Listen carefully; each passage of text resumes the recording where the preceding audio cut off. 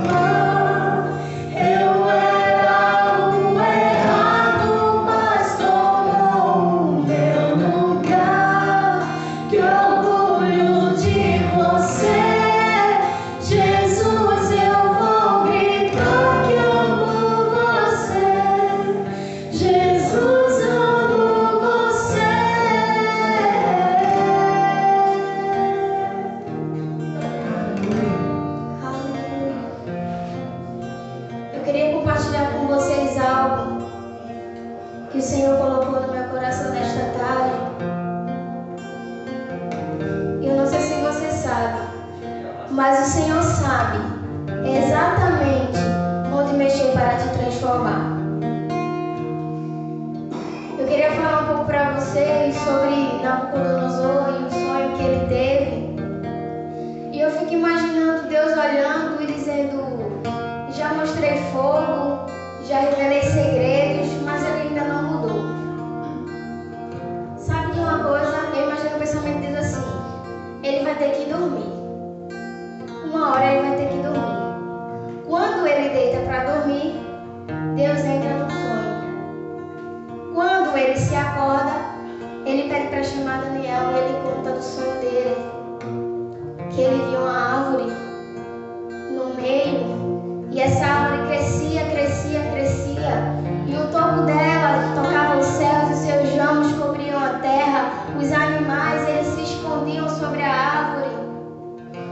Só que de repente, vinha uma voz do alto para o comando da terra. Quem tiver ouvidos, ouça. A voz dizia assim: cortai a árvore, mas a sua raiz deixe presa a ferrolhos. Sabe o que significa? Deus estava dizendo assim: eu vou cortar, mas eu não vou matar. Vou arrancar algumas coisas e vou tratar a raiz. E eu queria que você colocasse seu pensamento em tudo que temos vivido hoje. O que é que o Senhor tem feito diante desse tempo que estamos vivendo como mundo? A terra parou. O Senhor cortou algumas coisas. Ele cortou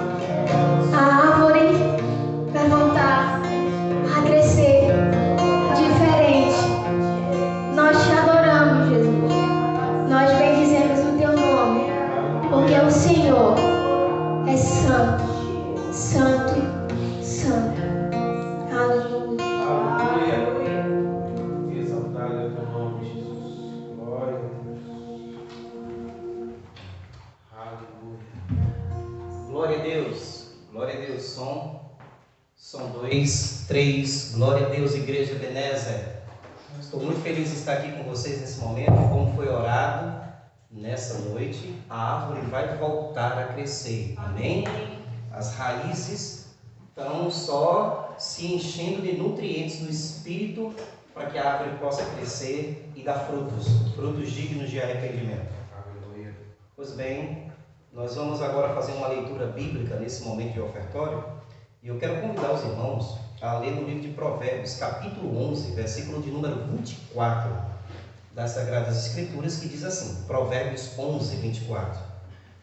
A quem dê generosamente e vê aumentar suas riquezas, outros retêm o que deveria dar e caem na pobreza.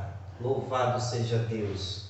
Deus é um Deus que premia a generosidade. Deus é um Deus que aumenta o generoso. Não é a quantidade de dinheiro, é a quantidade de generosidade no seu coração. O Espírito Santo me trouxe aqui para dizer para você, a maior oferta que se pode dar a Deus neste momento de pandemia, de crise, é a oferta de um coração generoso.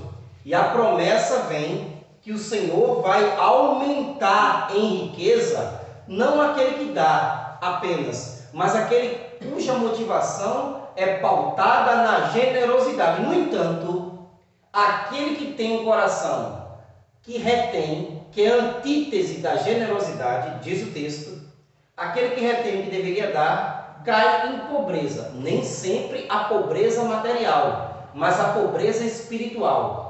Porque o dinheiro, ele é um bom servo, mas ele é um péssimo patrão.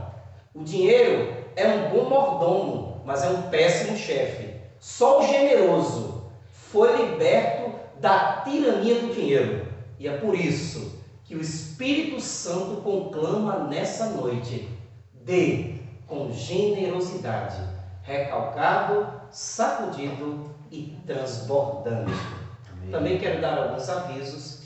Estamos lendo as cartas pastorais. Irmãos, como tem sido bênção na minha vida? Hoje, eu tive a honra de ler uma dessas cartas, dos quais são 3. 1 Timóteo, 2 Timóteo e o livro de Tito.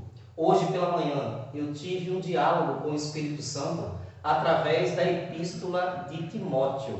Como eu aprendi verdades preciosas, ensinos doutrinários, ensino do culto, ensino de família, ensino diverso, foi ensino sobre ensino, crescimento sobre crescimento.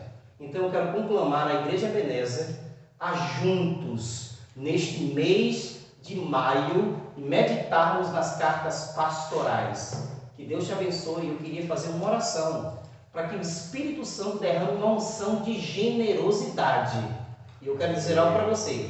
Às vezes você não tem porque você não é generoso. Às vezes as coisas não cooperam a teu favor por ausência de um coração generoso. Quem é generoso se coloca no lugar. Quem é generoso entende o princípio de dar. Quem é generoso tem o DNA de Deus, porque Deus dá a todos quanto buscam, independente se é bom ou se é mau. Aprenda a pedagogia da generosidade. Vamos orar nesse momento? Pai, nós te louvamos, Senhor, e nós te bendizemos nessa noite. Porque, meu Pai, aprendemos a pedagogia da generosidade. Espírito Santo, nunca permita que venhamos, meu Pai, contribuir por liturgia, por obrigação, por constrangimento, para aparecer. Não, meu Pai, em nome de Jesus. Essa motivação, meu Pai, é a motivação da retenção. Mas que a nossa motivação, meu Pai, seja a generosidade, o prazer em ajudar, o prazer, meu Pai, em contribuir, o prazer em ser fiel. A generosidade é a irmã da mordomia, Senhor. Meu Pai, em nome de Jesus, somos generosos. Entende o princípio da mordomia cristã. Abençoe, meu Pai, os dizimistas fiéis da tua casa, Pai. Abençoe, meu Pai, os ofertantes generosos da tua casa. Abençoe, meu Pai, aqueles que estão andando uma milha a mais, que mesmo na pandemia, na crise, são fiéis. que mesmo, meu Pai, na escassez, honra os seus compromissos, porque entende, meu Pai, que não é feito para o homem, é feito para Deus. A glória de Deus, o louvor é de Deus, o dar não é para o homem, é para Deus.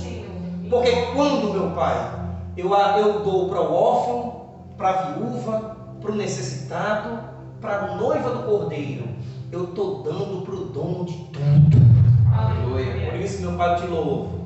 E quero, meu Pai, orar, que o Senhor derrame uma unção sobre a vida dos dizimistas, meu Pai, nessa noite.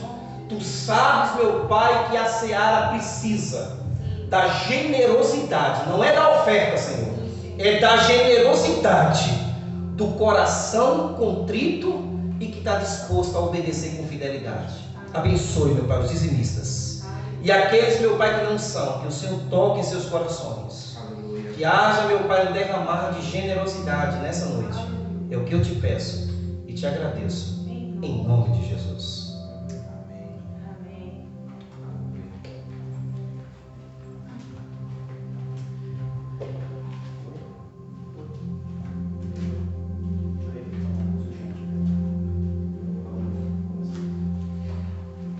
Aleluia. Graça e paz, igreja linda do Senhor. Bendito seja o seu nome. Nós estamos gerando expectativas no nosso coração para aquilo que pela sua palavra o Senhor há de nos falar nessa noite. Esse é o nosso desejo, esse é o nosso anseio. Nós queremos ouvir a sua voz.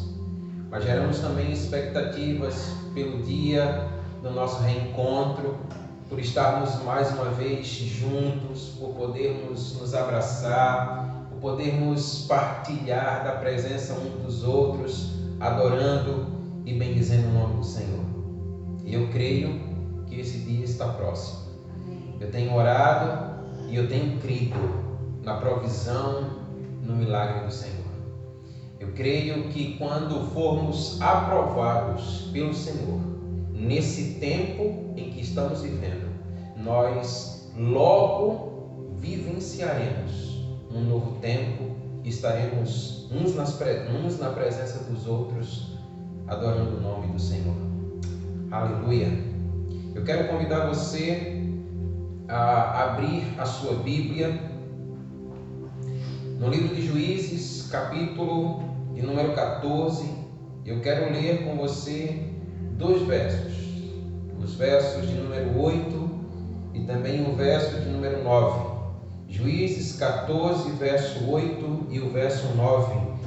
A palavra do Senhor diz assim: depois de alguns dias, voltou para casar com ela, afastando-se do caminho para ver o corpo do leão morto. Eis que havia nele um enxame de abelhas com mel. Pegou o favo nas mãos e se foi andando e comendo dele. Quando chegou onde estava o seu pai e a sua mãe, deu-lhes um pouco do mel e eles comeram. Mas Sansão não lhes contou que havia tirado o mel do corpo do leão. Aleluia. Paizinho amado, nós te bendizemos pela tua palavra. A tua palavra é vida e produz vida. E diante dela, nessa noite, nós revelamos o nosso coração ao Senhor. O desejo do nosso coração é ouvir a tua voz.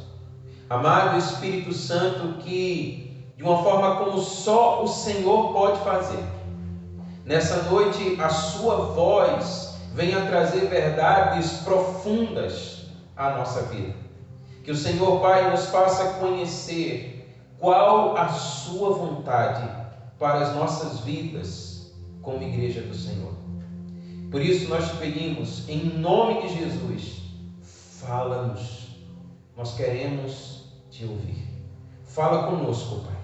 Nós oramos assim, esse nome maravilhoso que está sobre todo nome, que é o nome de Jesus.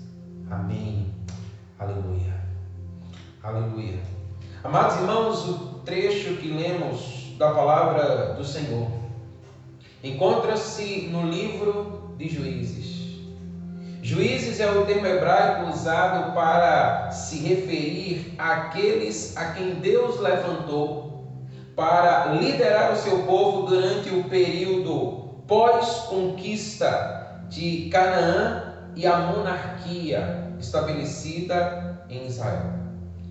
Houve 13 juízes na nação de Israel. No livro de Juízes, apenas 11 são mencionados. O período dos juízes compreende um espaço em torno de 350 anos. Um tempo expressivo, um tempo significativo, um tempo que marcou a nação de Israel. É interessante que esse tempo ele foi marcado pela apostasia de Israel, ou o abandono da sua fé. É interessante que a palavra do Senhor nos diz no livro de Juízes que era comum que cada um fizesse o que lhe parecia certo. Eles não consideravam aquilo que era a vontade do Senhor, os seus preceitos, os seus desígnios, os seus mandamentos. Mas cada um fazia aquilo que lhe parecia certo, declara a palavra do Senhor. E Deus então teve que relembrá-los repetidas vezes de que Ele era o único Deus, de que Ele era o verdadeiro Deus, de que não havia outro, que Ele era o único digno de ser adorado e que os olhos do seu povo deveriam estar mantidos nele. Mas a nação de Israel estava sempre cedendo à imoralidade, à idolatria dos cananeus que viviam entre eles. E assim Israel estava sempre caindo em apostasia. Israel estava sempre decaindo na sua fé. Interessante que a palavra vai dizer para nós que Deus então enviava um opressor e Israel arrependia-se.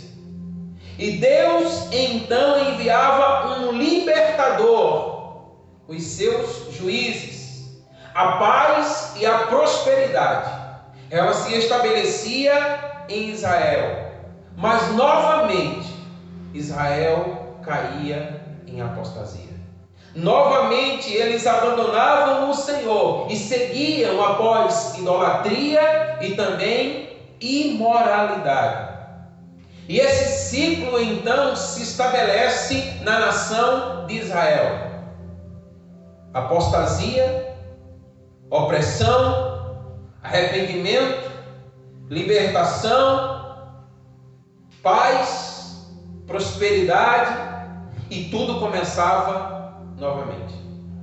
Então que a palavra do Senhor vai declarar que Deus levantou um homem chamado Sansão. Diz Juízes capítulo 13, verso 1. Os israelitas voltaram a fazer o que o Senhor reprovava, e por isso o Senhor os entregou nas mãos dos filisteus por 40 anos. A palavra ela nos faz entender que, de fato, não existe maldição sem causa.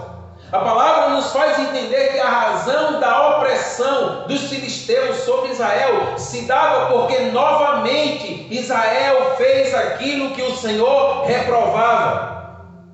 E nós podemos então entender que todas as vezes que somos reprovados diante do Senhor, que não atentamos para a sua palavra, para a sua vontade, para o seu querer, nós nos encontraremos em situação semelhante à de Israel. Talvez seja esse o tempo que temos vivenciado. Talvez tudo que temos vivido seja nada mais, nada menos do que consequências dos nossos atos, das nossas obras. A palavra nos faz entender que os filisteus eles foram talvez os inimigos que oprimiram Israel por mais tempo que qualquer outro opressor. O período dos juízes, ele compreende em torno de 350 anos. Alguns estudiosos chegam a declarar que chegou a 400 anos. E os filisteus, eles oprimem Israel até o reinado de Davi. E Davi, ele vem ser o segundo rei de Israel, o primeiro Saul, que reina por 40 anos. Querido, nós vamos perceber que as consequências em nossas vidas, elas podem se perpetuar pelas nossas gerações, quando nós não atentamos para a palavra do Senhor. Mas eu quero chamar a sua atenção para a maneira como os filisteus, eles encontraram um lugar para então oprimir a nação de Israel. Os filisteus, eles eram sutis, eles eram sagazes. Eles não simplesmente se apresentavam como inimigos, mas eles assim faziam por meio da infiltração, por meio dos casamentos mistos, comércios e outros contratos, e assim eles iam encontrando lugar no meio do povo de Deus. E então, quando eles nem se davam conta, eles já estavam ali dominados por ele. Muitas vezes essa é a forma, essa é a maneira que o inimigo das nossas almas encontra para ter lugar na nossa vida. Nem sempre ele virá até nós querendo guerrear contra nós, mas ele vai encontrando um espaço, ele vai encontrando lugar, ele vai adentrando a nossa vida, e quando nós menos esperamos, nós estamos completamente dominados por uma situação da qual nós não conseguimos sair. Agora note, é nesse contexto que a palavra de Deus nos diz que se dá o nascimento de Sansão. Então o Senhor começou a falar ao meu coração acerca do nascimento de Sansão nesse contexto. E aí eu pude começar a entender que todo nascimento, sem exceção, ele se dá dentro de um contexto, seja ele qual for. E eu pude entender também que todo nascimento dentro de um contexto, ele aponta para um destino, ele aponta para um propósito. Não estava simplesmente nascendo um menino, mas o Senhor nos faz entender pela sua palavra que estava nascendo alguém que viria mudar a história de Israel.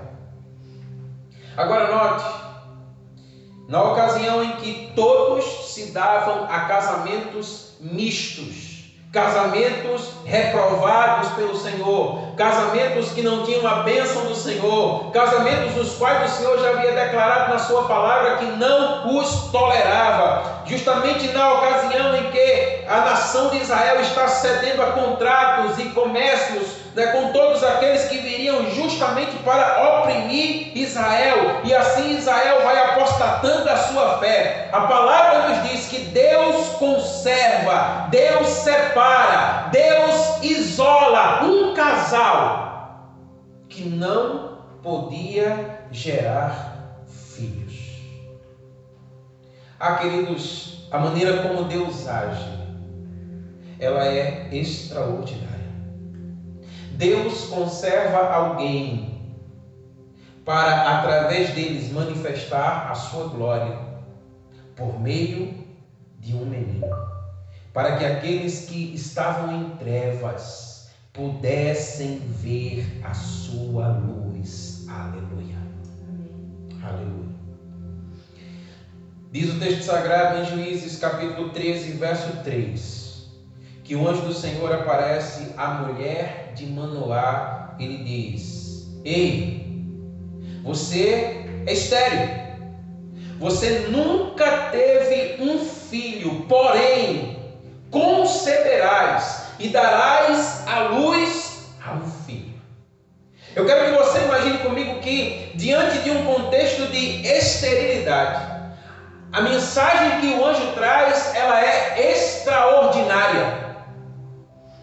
É algo que qualquer estéril teria o desejo de ouvir da parte do Senhor, você conceberá, você dará à luz um filho, um verdadeiro milagre, algo que está para além das forças humanas. Agora, a boa nova anunciada, ela traz consigo algumas recomendações. E primeiro, essas recomendações dizem respeito à mulher. O anjo fala à mulher. E é interessante que a palavra diz assim: olha, eu quero que você se guarde. Essa é a expressão que eu quero destacar com você no verso de número 4, Juízes capítulo 13, o verso número 4, a palavra do Senhor diz assim: portanto, tenha cuidado, guarde-se e não beba vinho nem bebida forte e não coma nenhuma comida impura. Aleluia. Essa expressão, guardar-se, significa proteger-se. Significa ter cautela, significa andar apercebido, significa considerar ou ainda manter-se em observância para um propósito. É com essa mensagem que o anjo ele aparece à mulher de Manoá. Agora eu pergunto a você, de que ela deveria se guardar? De que ela deveria ter cautela? De que ela deveria estar apercebida? De que ela deveria se proteger? Exatamente de tudo aquilo que levava Israel à apostasia. Meus amados irmãos, um menino estava para nascer. Ele viria para estabelecer um novo tempo em Israel. Então eu quero que você guarde essa palavra no seu coração. Todas as vezes que um novo tempo está para ser estabelecido, um ambiente precisa ser preparado. Aleluia. Todas as vezes que o Senhor está para irromper, todas as vezes que o Senhor está para fazer algo novo, todas as vezes que Ele está para manifestar a sua glória, o ambiente precisa ser preparado. E é exatamente essa a mensagem do anjo do Senhor. A mulher de Manoá prepara o ambiente. Aleluia. E ele diz a ela, como já declaramos: não beba vinho, não beba bebida forte e nem coma coisa imunda.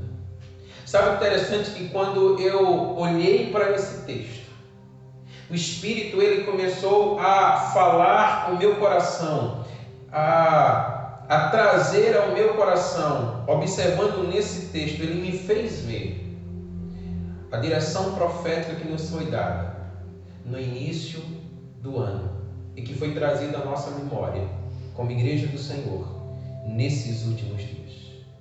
O que o Senhor estava declarando à mulher de Manoá é: seja santa, abstenha-se de tudo o que é imundo. Queridos, nós precisamos entender o tempo em que nós estamos vivendo.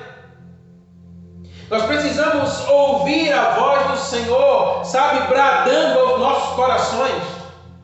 O que o Senhor está nos fazendo entender como igreja do Senhor é que é tempo de ser santo, é tempo de ser separado, é tempo de abster-se de tudo que é imundo, de tudo que corrompe, de tudo que nos afasta da presença e da glória de Deus. É tempo de preparar o ambiente, porque algo está por vir. Aleluia! Aleluia! Aleluia! Mas é interessante observar que não é apenas ou simplesmente um tempo de ser santo, mas é também um tempo de estar em intimidade. Querida, é interessante nós notarmos que aquilo que você está para gerar só pode ser gerado em intimidade. Não há como gerar algo sem intimidade. Agora, observe ainda que essa concepção, ela é um puro milagre. A mulher de Manoá, ela era estéril. Logo, essa concepção reflete o favor de Deus. Reflete ou aponta para a bênção de Deus sobre Manoá e também sobre a sua esposa. Então, o que é que o Senhor falou no meu coração aqui? Aquele que é pai, o nosso Deus, ele gera um filho por meio de mistério para trazer consolação ao seu povo. E o que é que nós percebemos? É Deus, o Pai, que gera um filho por meio do Espírito para trazer consolo ao seu povo. Aleluia! Então o Senhor está falando a vida da sua igreja. Diz o texto que Manoá, ele oferece um sacrifício ao Senhor em resposta à palavra do anjo que ele seria pai.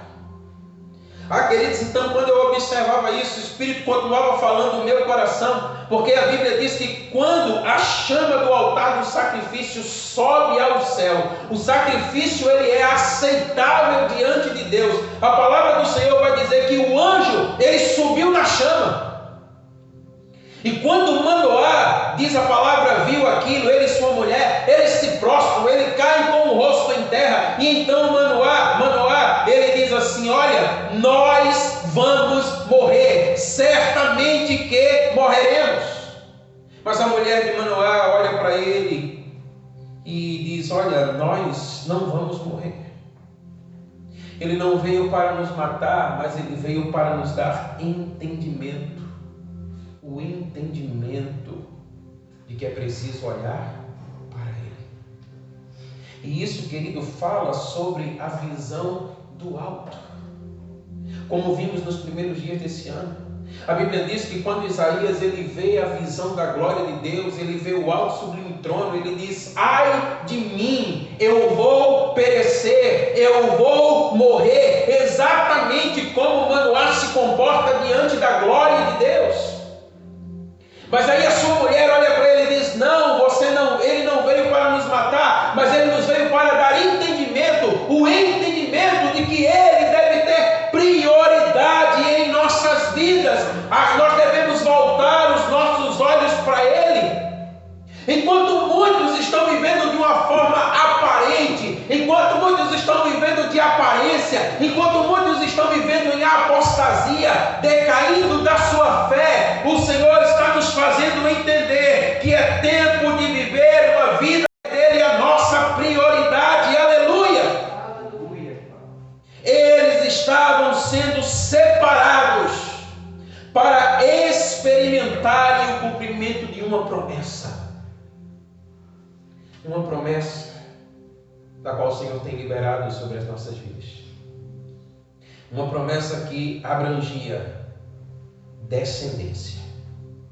Uma promessa que abrangia terras, nações, bênção e proteção divina. Aleluia. Queridos, diz o texto sagrado que uma vez um ambiente preparado, a Bíblia diz: a mulher deu à luz um menino e pôs nele o nome de Sansão. Juízes capítulo 13, verso de número 23. A mulher, o anjo falou acerca do ambiente necessário para que se desse o nascimento daquele que viria libertar Israel dos filisteus. E acerca do menino, o Senhor fala acerca de como deveria ser a sua procedência como libertador. Eu quero chamar a sua atenção para isso. O Senhor está falando sobre preparar o ambiente, mas o Senhor também está falando sobre como nós devemos proceder quando a glória dele vier. Nós precisamos entender que ele não virá se o ambiente não for preparado. Então esse é tempo de preparar o ambiente. Esse é tempo de ser santo, esse é o tempo de andar em intimidade. Esse é o tempo, como nós observamos e nós percebemos, de nós entendermos que a bênção de Deus, o Pai, por meio do Filho e a presença gloriosa do Espírito, ela está entre nós. É tempo de fazermos dele a nossa prioridade. É tempo de termos uma visão do alto, de olharmos para nós mesmos, de contemplarmos os campos que estão brancos para a ceifa. É tempo de nós entendermos que nós não podemos mais viver de aparência, mas precisamos ser autênticos, precisamos ser verdadeiros, precisamos ser genuínos, porque há uma promessa a ser liberada sobre as nossas vidas. A palavra do Senhor declara: há uma descendência, existem terras, bênção e proteção sobre a vida da minha igreja, assim diz o Senhor. Então preparem o ambiente, mas depois do ambiente preparado,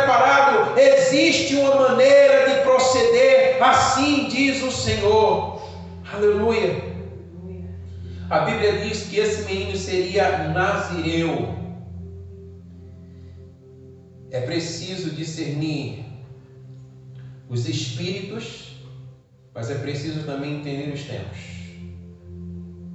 Em tempos de apostasia, como esse que nós temos vivido, o Senhor tem conservado alguns estéreis para gerar algo diferente daquilo que tem sido manifesto.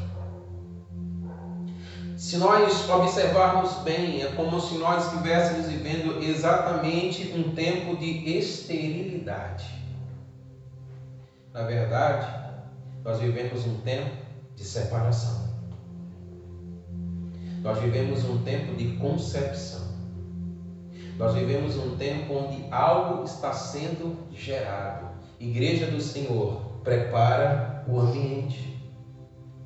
Diz a Bíblia que da estéril o Senhor gerou um menino separado, desde o seu ventre. Nazireu significa exatamente isso, separado, significa distinguido, significa consagrado. Essa é a visão de Deus acerca da sua igreja. A sua igreja é separada, a sua igreja é distinguida, a sua igreja é consagrada. O Senhor Jesus, ele declara na sua palavra: eu vos escolhi e coloquei sobre vocês o meu nome. A palavra do Senhor diz: vocês são a geração eleita, o sacerdócio real, a nação santa, meu povo, minha propriedade. Eu vos adquiri, assim diz o Senhor. Amém. Aleluia. Eu quero que você entenda que ao nazireu cabia algumas observâncias. A lei do nazireu declara que ele deveria se abster de bebidas fortes, do corte de cabelo, e ele não deveria ter nenhum tipo de contato com corpos mortos ou cadáveres. É por isso que Sansão, ele tem a sua história onde não é que a força estivesse no seu cabelo, mas ela estava na consagração da sua vida. Então, quando ele quebra a sua consagração, logo então, ele perde a unção que sobre ele estava. Então, queridos, diz a Bíblia que, por ocasião do nascimento de Sansão, a Bíblia diz assim: ele cresceu e o Senhor abençoou. Ele cresceu e o Senhor abençoou. E a Bíblia diz ainda: o Espírito do Senhor começou a impeli-lo. O Espírito do Senhor começa a direcioná-lo. O Espírito do Senhor começa então a soprar sobre a sua vida. Então perceba, numa circunstância onde eles eram oprimidos pelos filisteus, a palavra diz: havia crescimento, havia bênção e também a ação do Espírito do Senhor sobre a vida de Sansão. Aleluia. Queridos, quando o Senhor age, a palavra nos faz entender: há crescimento, mesmo em meio à opressão. A Bíblia diz que havia crescimento, que havia bênção, que havia a ação do Espírito, mas isso não excluía a responsabilidade de Sansão em perseverar no seu chamado. E é sobre isso que eu quero falar com você nessa noite. Olha que coisa extraordinária. Foi justamente esse o erro de Sansão. Foi exatamente aqui que ele caiu. E o que o Senhor fala ao meu coração é que nós não podemos incorrer no mesmo erro de Sansão. Nós não podemos repetir o seu erro. Eu sinto em meu espírito que esse tempo de esterilidade, o qual vivemos, na verdade, prefigura a geração de um ambiente que aponta para o crescimento, para a bênção e para a impulsão do Espírito do Senhor sobre a igreja. Mas que aponta também para um tempo de perseverança no chamado. Perseverança no chamado. A Bíblia diz para nós que Sansão ele se apaixona por uma mulher filisteia. A palavra do Senhor diz que ele indo ao encontro dessa mulher de repente. Um forte leão, e é interessante que a palavra traz essa expressão. Um forte leão veio rugindo na direção de Sansão. A Bíblia diz então que o Espírito do Senhor, ele se apossa de Sansão e ele, sem nada nas mãos, ele rasga o leão ao meio como se fosse um cabrito. Você consegue imaginar uma cena como essa? Algo sem dúvida sobrenatural. Aliás, não é tão comum a gente ver um homem com mãos nuas estar rasgando um leão ao meio como se fosse um cabrito. Essa história nos mostra que o problema de Sansão e também o nosso, preste atenção nisso, não está nos fortes leões que nós enfrentamos, desde que o Espírito do Senhor sobre nós esteja. O problema de Sansão e também o nosso está exatamente quando deixamos de perseverar no nosso chamado. É exatamente aqui que Sansão cai. Então, amados, diz o texto que depois de algum tempo, quando ele retorna ao encontro da sua amada, a Bíblia diz exatamente isso, que foi o texto que lemos. Sansão saiu do caminho para ver o corpo do leão. Queridos, Sansão saiu do caminho para ver o cadáver do leão. Então o Senhor nos mostra que nesse tempo de esterilidade, que Ele nos chama para uma vida de santidade. Ele nos chama para uma vida de intimidade. Ele nos chama para derramar sobre nós a sua bênção. O Deus, o Pai, está conosco. O Filho está em nós e sobre nós. O Espírito habita em nós, declara a sua palavra. Precisamos ter uma visão do alto. Precisamos fazer do Senhor a nossa prioridade. Precisamos ter uma vida autêntica, porque algo extraordinário está por vir. Mas o que o Senhor está nos fazendo entender é: ei, não saia do caminho. E é exatamente aqui que muitas vezes nós incorremos no erro. Saímos do caminho. Nós compartilhamos aqui que a lei do Nazireu, ele consistia em pelo menos 3 prerrogativas. Você não pode tomar bebida forte, você não pode cortar o cabelo e você não pode tocar em cadáver. Por qual razão, então, Sansão resolve sair do caminho se ele sabe que ali não poderia estar? O ambiente foi preparado. Ele nasceu. Nós estamos preparando o ambiente. A glória de Deus há de ser revelada, mas nós não podemos deixar de perseverar no chamado. Quando nós tiramos os nossos olhos do Senhor, nós saímos do caminho. E aliás, eu queria abrir um parênteses aqui, porque quando lia esse livro, primeiramente algo me chama a atenção, que quando ele é capturado pelos filisteus, ele fura os seus olhos. Eu ficava pensando comigo, mas por qual razão o furar os olhos de Sansão? E aí são muitas conjecturas que podem vir, mas quando eu preparava essa palavra, o Senhor falou no meu coração: ele foi punido exatamente no seu pecado. Ele tirou os seus olhos do Senhor. E agora ele já não poderia mais ver nem a glória de Deus, nem mesmo a destruição de seus inimigos. Não saia do seu caminho. Persevere no seu chamado, coloque os seus olhos no Senhor. Mas sabe uma coisa que o Senhor também falou no meu coração, que nós não podemos também cometer tal erro? Nós nos gloriamos nas obras das nossas mãos. Nós nos gloriamos por aquilo que fazemos.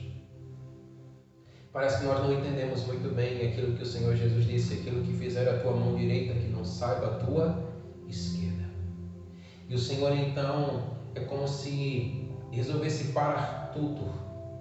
Parem as obras, porque delas vocês não devem se gloriar. Preparem um ambiente para que a minha glória, então sim, ela possa vir. Meus amados irmãos, o fato de estarmos nesse tempo presente, exatamente como declaramos, impedidos de exercer o trabalho das nossas mãos, aponta para a verdade de que é pelo Espírito de Deus em nós que nós venceremos os fortes leões que vierem ao nosso encontro, rugindo em nossa direção. Por isso a palavra do Senhor está dizendo: não saia do caminho.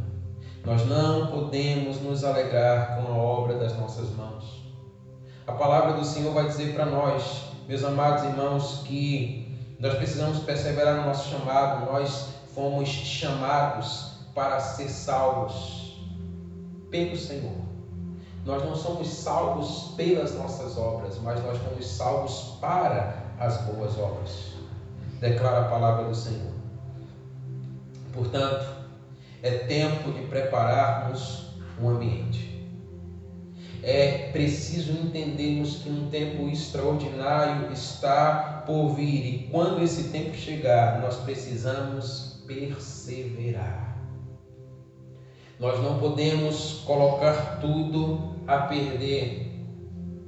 Então nós precisamos preparar o ambiente, como fez Manoá e também a sua esposa. Mas diferente de Sansão, nós precisamos perseverar no chamado. Nós não podemos voltar atrás. Então, nós devemos nos abster de alegrar-se com as obras das nossas mãos e simplesmente perseverar, perseverar, perseverar. Não saia do caminho, persevere no seu chamado.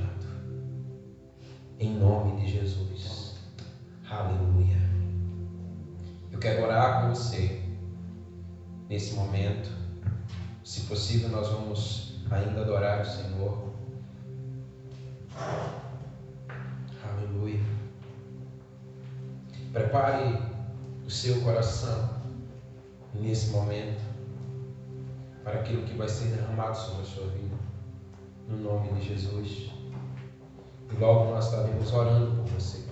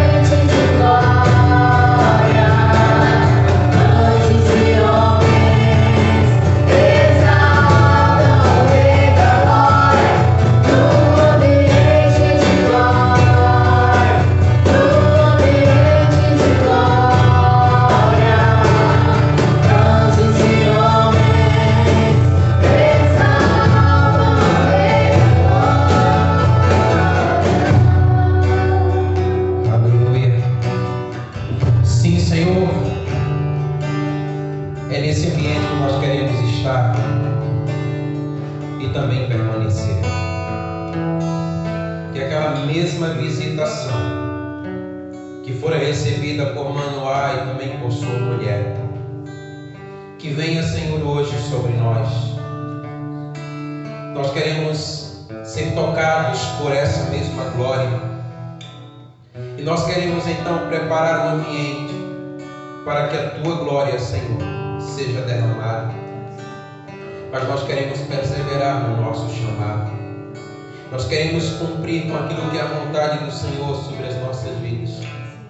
Por isso nós te pedimos nessa noite, em nome de Jesus, Senhor, que os teus olhos estejam sobre a tua igreja e que nós possamos ser resposta. Que nós possamos ser resposta, Senhor, àqueles que precisam ouvir a voz do Senhor. Que assim como o Senhor separou um casal que aparentemente pairava uma condenação sobre eles, mas o Senhor os estava preparando para algo extraordinário que estava por vir. Que assim também seja conosco em nome de Jesus. Que possamos entender que o Senhor nos tem chamado, separado e consagrado para este tempo. Por isso, Espírito Santo, que o Senhor venha sobre nós. Nós não queremos ser apenas habitação do Senhor, mas nós queremos que haja uma plenitude do Senhor em nós. Nós queremos ser cheios e transbordantes do Senhor. Em nome de Jesus.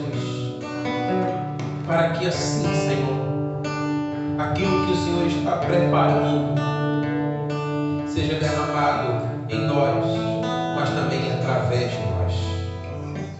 Perdoa, Senhor, os nossos pecados e aviva, Senhor, a tua obra em nós. Senhor, visita agora, toca agora no coração daqueles que nos ouvem, mas que e também nos veem, mas que ainda não tem um compromisso com o Senhor, que ainda não tem a Jesus como o Senhor e o Salvador das suas vidas. Senhor, em nome de Jesus, que o Senhor nos toque nessa hora e que haja arrependimento e que haja confissão de pecados e que haja, Senhor, em nome de Jesus, regeneração e salvação para a glória do Senhor. E que a tua igreja seja cheia do teu Espírito Santo. Que a tua igreja, Senhor, seja dirigida pelo teu Espírito Santo para este tempo, mas também para o tempo que está por vir. Nós oramos assim, no nome que está sobre todo nome, o nome de Jesus.